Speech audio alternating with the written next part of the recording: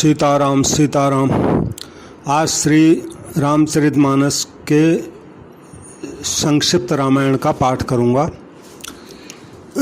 एक दफ़े क्या हुआ, लंका के युद्ध में मेघनाथ ने भगवान राम जी को नागों के पांच से बांध दिया, नाग पांच से। तो देवता ये देख के उनको बड़ा विस्मय हुआ कि जिनको साक्षात भगवान कहते हैं उनको आखिरी एक मामूली राक्षस ने कैसे बांध दिया नागपाश से, और वो अपने को छुड़ा नहीं पा रहे। तो देवताओं ने भगवान से प्रार्थना करके विष्णु भगवान से गरुड़ जी को भेजा। गरुड़ जी ने उनको काट दिया, भगवान को मुक्त कर दिया। अब गरुड़ जी के मन में भी संदेह हो गया कि जिनको साक्षात भगवान कहते हैं वो इतने कमज़ोर पड़ गए कि अपने को नागपाश से छुड़ा नहीं पाए, मुझको बुलाना पड़ा। तो उनके मन में खलबली मच गई बहुत ज़्यादा कि आखिर ऐसा कैसे हो गया, कैसे भगवान है। तो गए ब्रह्मा जी के पास। ब्रह्मा जी हंसने लग गए, बोले गरुड़ जी, जो माया आज तुमको लगी है इस माया ने मुझे भी बहुत बार नचाया है, और तुम्हारी शंका का समाधान शिव जी करेंगे कैलाश में। आप उनके पास जाओ। वहाँ से हाँफते हाँफते कैलाश जा रहे थे तो शिव जी भी कहीं और जा रहे थे पार्वती जी के साथ। तो रास्ते में मुलाकात हुई।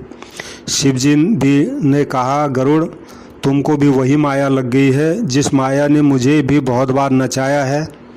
अब ऐसा, मैं अभी कहीं जा रहा हूँ, तुम्हारे इस शंका का समाधान करने में बहुत समय लगेगा, इतना समय अभी मेरे पास है नहीं, और तुम पक्षी हो, इसलिए ऐसा करो तुम नीलगिरी पर्वत पर जाओ। वहाँ कागभूषण जी हैं, वो हमेशा भगवान राम जी की कथाएं कहते रहते हैं, तो तुम्हारी शंका का समाधान वहाँ कथा सुनते सुनते हो जाएगा। तो ऐसा करके गरुड़ जी उड़ते उड़ते नीलगिरी पर्वत पर गए, और कागभूषण जी ने उनका बड़ा स्वागत किया कि आज हमारे पक्षियों के राजा आए हैं करके। तो फिर उनकी आपसी बातचीत यानी भगवान की कथा का प्रसंग शुरू हो गया। कागभूषण जी ने कहा गरुड़ जी को, कहा हे नाथ, हे पक्षीराज, आपके दर्शन से आज मैं कृतार्थ हो गया। अब आप जो आज्ञा दें मैं वही करूं। हे प्रभु, आप किस कार्य के लिए आज यहाँ आए हैं?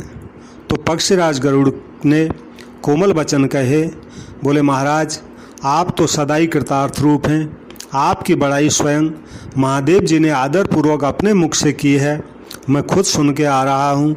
हे तात सो सुनिए, मैं जिस कारण से आया था वो सब कार्य तो आपके आश्रम में आते ही पूरा हो गया। यानी उनके आश्रम के आसपास जाते ही गरुड़ जी का संदेह बिना कुछ बताए ही अपने आप नाश हो गया। और फिर आपके दर्शन भी प्राप्त हो गए।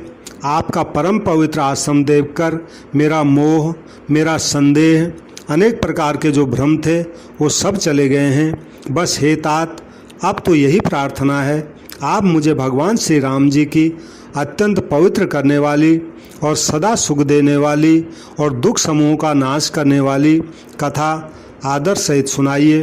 हे प्रभु, मैं बार बार आपसे यही विनती करता हूँ, मुझे आप भगवान रामचंद्र जी की कथा सुनाइए। तो शिव जी कहते हैं, पार्वती गरुड़ जी की विनम्र, सरल, सुंदर, प्रेम युक्त, सुखद, सुखप्रद और अत्यंत पवित्र वाणी सुनते ही कागभूषण जी के मन में परम उत्साह हुआ। अब वे श्री रघुनाथ जी के गुणों की कथा कहने लग गए। हे भवानी, पहले तो उन्होंने बड़े ही प्रेम से श्री रामचरितमानस सरोवर का रूपक समझा कर कहा, यानी श्री रामचरितमानस की महिमा को एक सरोवर समझा करके समझाया। और फिर नारद जी का जो अपार मोह हुआ था उसकी कथा सुनाई। फिर रावण का जैसे जन्म हुआ था वो कथा सुनाई, भगवान का जैसे अवतार हुआ था वो कथा वर्णन की। उसके बाद मन लगाकर भगवान रामचंद्र जी की जो बाल लीलाएं भगवान ने की वो जो है कागभूषण जी ने गरुड़ आदि पक्षियों को सुनाई। मन में परम उत्साह भरकर अनेकों प्रकार की बाल लीलाएं कहकर फिर ऋषि विश्वामित्र जी का अयोध्या में आना और श्री रघुवीर के विवाह का वर्णन किया, यानी पूरी जो कथा थी वहाँ जाने तक की और अहिल्या का उद्धार की, पुष्प वाटिका की कथा सब सुनाई। यहाँ पर संक्षेप में है। फिर श्री रामचंद्र जी के राज्याभिषेक का प्रसंग सुनाया।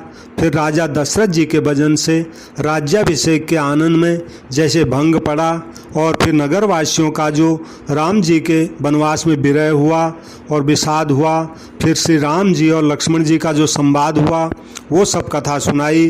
फिर राम जी का वनगमन, फिर रास्ते में गंगा किनारे केवट का प्रेम, फिर गंगा जी के पार उतरकर भगवान का एक रात प्रयागराज में निवास, फिर वहाँ से आगे चलकर वाल्मीकि जी और प्रभु श्री राम जी का मिलन और 14 स्थान का जो वर्णन हुआ था भगवान के रहने के, वो कथा सुनाई। फिर भगवान वहाँ से जैसे चित्रकूट में काफ़ी लंबे समय तक बसे, वो सब कथा सुनाई।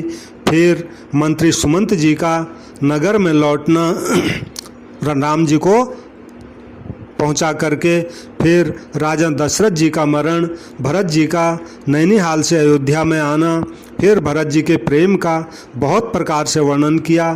फिर राजा दशरथ की अंत्येष्टि क्रिया करके नगरवासियों को साथ लेकर भरत जी वहाँ गए चित्रकूट में, जहाँ सुख की राज प्रभु श्री रामचंद्र जी थे। फिर श्री रघुनाथ जी ने भरत जी को बहुत प्रकार से समझाया, जिससे वे खड़ाऊ लेकर अयोध्यापुरी को लौट आए। ये सब कथा काकभूषण जी ने गरुड़ जी को कही। फिर भरत जी की नंदग्राम में वो कैसे रहते थे वो रीति बताई। फिर भगवान राम जी की कथा, इंद्रपुत्र जयंत ने जो नीच करनी की थी, सीता जी के चरण पर चोंच मारी थी जो, वो कथा सुनाई। फिर भगवान श्री राम जी और अत्रि जी का जो आपस में मिलन हुआ था वो कथा सुनाई। फिर कही विराध बद जेहि विधि, देह तजी सरभंग, वर्ण सुतीक्षण प्रीत पुनि, प्रभु अगस्त्य सत्संग। फिर जिस प्रकार भगवान राम जी ने विराट का वध किया और फिर सरभंग जी ने चिता में बैठ करके जैसे अपना शरीर का त्याग किया, वो प्रसंग कहकर सुनाया। फिर सुतीक्ष्ण जी का भगवान के प्रति जो प्रेम का वर्णन था, कैसे वो भगवान के आगमन की सूचना पाकर नाचने लग गए थे, भाव विभोर हो गए थे, वो कथा सुनाया। फिर भगवान राम जी और अगस्त्य जी का जो आपस में सत्संग हुआ था वो कथा सुनाई। फिर भगवान राम जी द्वारा दंडक वन को पवित्र करना कहकर फिर काकभूषण जी ने गिद्धराज जटायु जी के साथ भगवान राम जी की मित्रता का वर्णन किया। फिर जिस प्रकार भगवान ने पंचवटी में निवास किया, सब मुनियों के भय का नाश किया, वो कथा सुनाई। और फिर जैसे लक्ष्मण जी को श्री राम जी ने अनुपम उपदेश दिया, फिर शूर्पणखा के नाक कान काट कर जैसे उसको कुरूप किया, वो सब कथा विस्तार से सुनाई। फिर खरदूषण वध और जिस प्रकार रावण ने ये सब समाचार जाना, वो कथा पूरा बखान कर कही, तथा जिस प्रकार रावण और मारीच की आपस में बातचीत हुई वो सब कथा काकभूषण जी ने सुनाई। फिर माया सीता का हरण, माया सीता यानी नकली सीता का हरण हुआ, वो कथा सुनाई।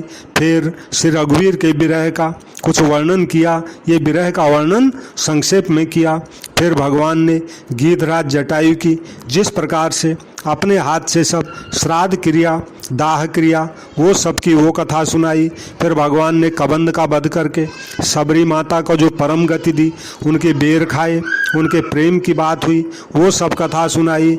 फिर जिस प्रकार विरह का वर्णन करते हुए भगवान श्री रघुवीर जी पंपा सरोवर के तीर पर गए, वो सब कथा सुनाई। फिर पंपा सरोवर पर भगवान श्री नारद जी और राम जी का जो संवाद हुआ, और फिर हनुमान जी जैसे भगवान राम जी को मिले, वो सब प्रसंग कहकर कहा। फिर सुग्रीव से भगवान राम जी की जो मित्रता हुई और बाली के प्राणनाश यानी बाली का जो वध हुआ, वो सब कथा सुनाई। फिर सुग्रीव का रात तिलक करके प्रभु ने प्रवर्षण पर्वत पर निवास किया, तथा फिर वहाँ वर्षा और शरद ऋतु का वर्णन किया।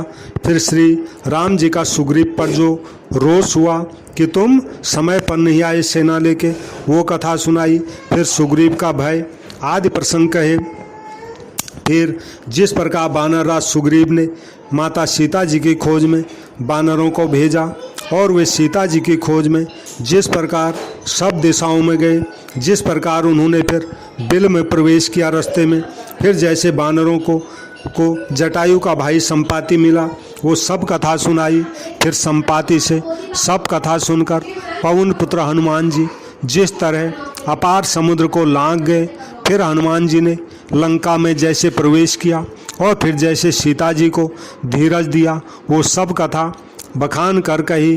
फिर हनुमान जी ने अशोक वन को उजाड़कर, रावण को समझाकर, लंकापुरी को जलाकर, फिर जैसे उन्होंने समुद्र को वापस आते समय लांघा और जिस प्रकार सब बानर वहाँ आए जहाँ श्री रघुनाथ जी थे और आकर श्री जानकी जी की कुशल सुनाई, वो सब कथा सुनाई।